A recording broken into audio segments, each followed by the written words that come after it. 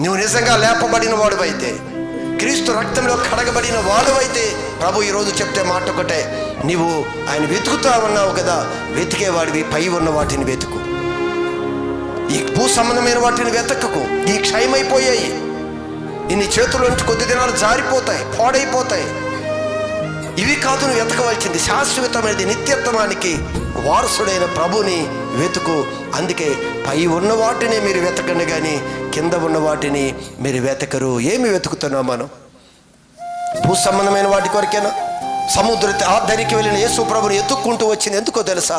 ఇదిగో భూ సంబంధమైన మాకు ఆహారం పెడతాడు, ఈ భూమి మీద ఉన్న ఆయుష్కాలు మాకు ఆరోగ్యం ఇస్తాడు, ఈ వాటి మీద మాత్రమే నీ మనసు ఉంచు, వీటి మీద మనసు అక్కర్లేదు. ఇది ఆటోమేటిక్గా దేవుడు నిన్ను సృష్టించాడు కనుక, దేవుడు ఇక్కడ నియమించాడు కనుక నీకు కావాల్సినవన్నీ ఇస్తాడు. మన తల్లిదండ్రులు మనకు కావాల్సినవన్నీ సిద్ధపరచటం లేదు, అన్నీ సిద్ధపరుస్తారు కదా. నువ్వు దీని మీద మనసు పెట్టొద్దు. నీకు వస్త్రాలు కావాలని నాకు తెలియదా అన్నాడు, నీకు ఆహారం కావాలని నాకు తెలియదా అన్నాడు, నీకు ఇల్లు కావాలని నాకు తెలియదా అన్నాడు, నీ చేతి పనులు దీవించాలని నాకు తెలియదా అన్నాడు. ఇవన్నీ నీకు అవసరం, ఇది నేను తీరుస్తాను, కానీ నీ మనస్సు పై వాటి మీదే ఉంచాలి.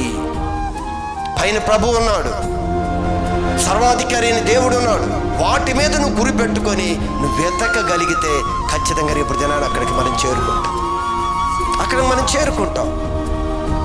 చూసారా ఎలా వెతుకుతున్నామో? భూ సంబంధమైన ఈ దినాల్లో మనకు కావాల్సినంత ఇస్తాడు అని అనుకుంటున్నామే కానీ ఇదిగో పర సంబంధమైన ఆ నిత్యత్వాన్ని ఇచ్చే వాటి మీద మన దృష్టి పెడతలేదంట. దాని కొరకు రావాలి ఆయన దగ్గరికి.